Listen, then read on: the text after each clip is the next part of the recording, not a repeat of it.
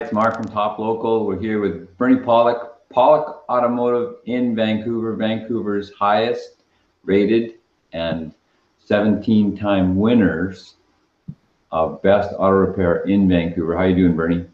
I'm doing very well this morning. So we're going to talk about a 2008 BMW 128i that had some ignition coil problems. What was going on there? So this vehicle came to our shop, it was running rough, and the check engine light was on. So what did your diagnosis find? What we found was so we connected a scan tool, and we found there's several codes stored for engine misfires. Did some further diagnosis. We found 2 ignition coils were dead. Typically when this happens, we'll normally replace all 6. There's 6 of them, and if one dies or 2 dies, usually the others are not too far behind. That's what our experience has found with these cars.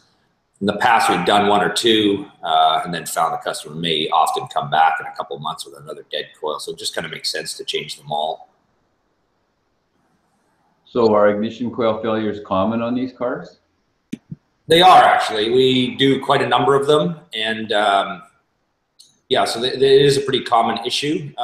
That and a lot of German cars. Well, it seems like Audis as well. Audis and Volkswagens, the coils fail. Fortunately, they're not overly expensive parts, so to change 6 of them or 4 or 8, depending on how many your engine has, is not hugely expensive. But it is pretty common on these BMWs. Was there anything else that you repaired on or serviced while doing this job? Well, we did the spark plugs as well. This vehicle had enough kilometers on it that the spark plugs were nearly at the age that need to be replaced, and it's not a lot of extra work once the ignition coils are out to change the spark plug, so that makes a lot of sense. We also changed another part when we were doing the ignition coils. We noticed that there was a oil leak, small oil leak from a part called a Valvetronic motor gasket. So we replaced that as well. It was right in the vicinity. A little extra work, but not a lot when we're doing the ignition coils. So I'm just going to share a couple of pictures while we're here. How's that look? Can you see a picture of the gasket?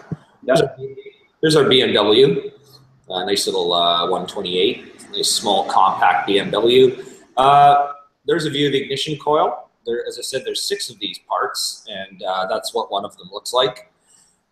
Spark plugs, which sampled a couple of old spark plugs that we replaced. And this is our Valvetronic motor gasket. If you look at the bottom of the picture, you can see there's a sort of oily film. That's where the oil leak was coming from.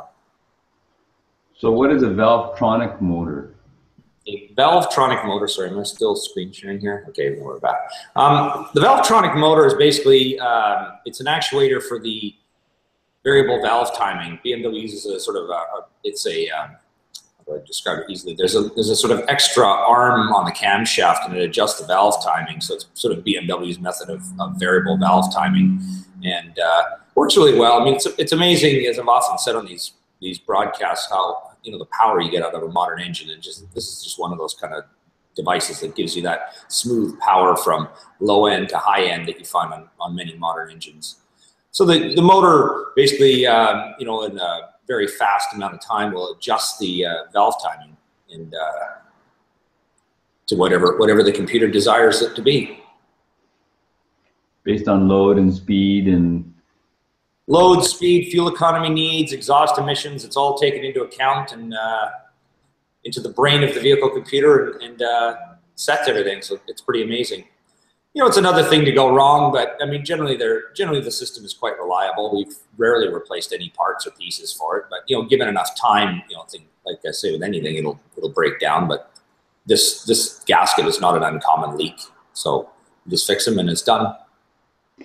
So how are these cars overall? They're pretty good. I mean, they're quite reliable.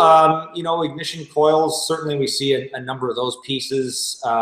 There's the odd oil leak. I mean, generally the car is quite reliable, but there's an interesting study that came out a couple of months ago about overall car maintenance costs, and BMW came out on top as the highest maintenance cost vehicle. So just something to note if you're buying one. Now, I'm sure it's not as bad as a Ferrari or something exotic, but sort of as an average look over a car, that's BMW came out as being the highest cost And interestingly enough, if you want to know the lowest, it was the Toyota products, Toyota, Lexus, and Scion. So just something to keep in mind.